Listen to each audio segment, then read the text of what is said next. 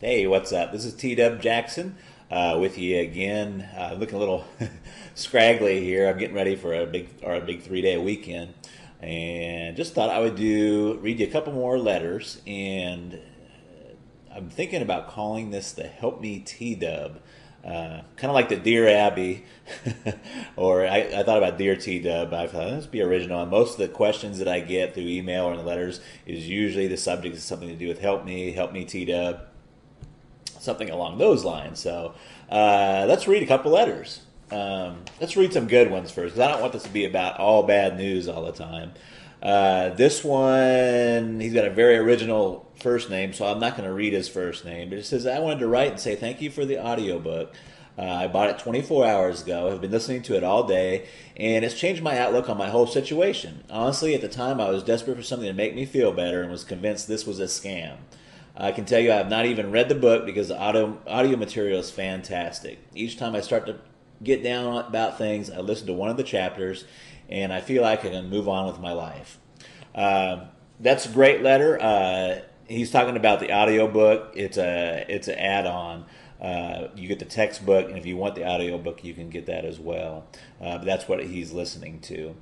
Let's do another one here right quick. This one's really short. It's from Tommy. His subject is Hell Yes. It says, TW, I got my wife and kids back. I do not know how to tell you thank you. Please get back with me. I got so much happiness in me. You help if you need my help. I will tell everyone. Then it says, Tommy, P.S. I tell my story to everyone. Tommy, that's great, and that's why I'm doing this. So let's get on to a question from one of my customers, and I'm hoping this will help you out. Okay, this one is from Rob, and Rob's subject line says, bought book, used strategy, and guess what? A little after 2 weeks, my ex called me. I hope I handled it well, but I don't know. We had a nice, light conversation for about 45 minutes. Yikes. We'll get to that. She basically asked me how things were going and said she just called to see how I was. How do I interpret this? I'm now going to wait another week and call her and ask her if she wants to meet. Is this the right strategy? Thanks, Rob. Rob, this is kind of a common situation, and kind of goes along with people making some common mistakes. And what happens is, and don't feel bad because it's normal to feel this way. What happens is you start making some headway. Your ex starts to call you, or they're coming around because you're pulling now instead of pushing, and they start coming towards you. But then it goes into you get too excited. And I have a name for this. I can call it premature reconciliation. That's premature reconciliation. So, for example, you were talking about in your letter that you talked to her for 45 minutes. That's way, way too long. Way too long. When you if they call and they catch you off guard and you don't catch the caller ID, you always want to be friendly. You can say, hey, it's great to hear from you. I'm like so busy. I don't have a whole lot of time to talk.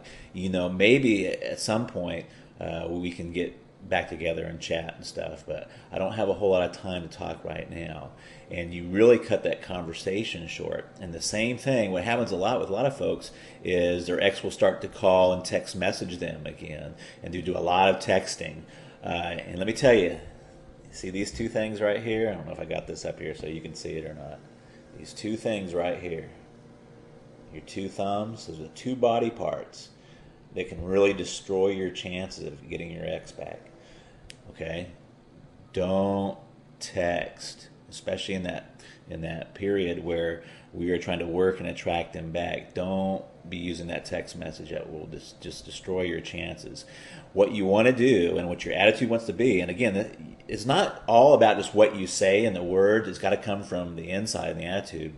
But you want to be at a point where you're saying, hey, I'm taking some time for myself. I agree with the breakup, and let's just get some space. And I love hearing from you. It's great to hear from you, but let's take some time, and then we can talk. Okay? Does that make sense? Let me give you another example. Okay, here's a perfect example of what I'm calling the premature reconciliation. And I don't have the email in front of me, but I remember it very well, and it's all too common situation. But this was from a customer, and she got too excited. She started to make some headway and make some progress, and her boyfriend called her one night all sad and depressed, and she wrote me. And the reason she was writing me, she said, your system was really working for me. And he called me one night and he was depressed and he said he missed me. So I dropped everything and I ran over, and I remember her exact words. He said, I ran over there and I professed my undying love to him. And I think, and she didn't come out and say this, but I think they slept together that night. Because when she was writing me, she said that he went cold the next day and basically said, last night was a mistake and we should stay broken up, so on and so forth. And that's why by him saying that last night was a mistake, I really think they slept together. So what should she have done? What should she have said? It would have went a lot better if she would just said, hey, it's so great to hear from you, and gosh, I'm sorry you're going through such a tough time. But at this point, I'm just not ready to see you or do anything like that. But hey, why don't you give me a call in a week or two, and maybe we can get together and go have some coffee or something. You see, that would have been way more powerful. That would have been way more pulling. And he would have thought about her for a week or two, and she would have been in his thoughts and mind, rather than her going back over there and professing her undying love, which is just not going to work. And she was a little upset with me because she said your system started to work, but then it just went all haywire. Well, and I just told her, he said, darling, where in the system does it say to run over there and profess your undying love? It really doesn't say that anywhere in the system. And she knew I was right, and we emailed back and forth.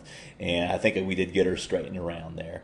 But you want to really be careful that you don't get too excited.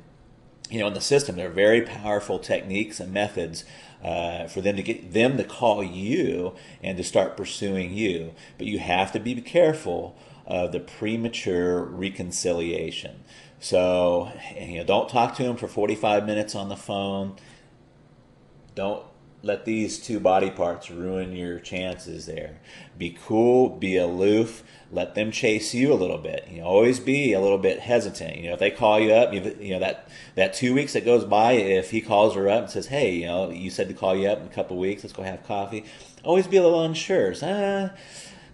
Maybe, that kind of sounds good. When would you like to do it? Don't just be rushing in there. Women are better at this than men are.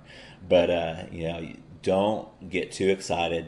Don't fall victim to premature reconciliation.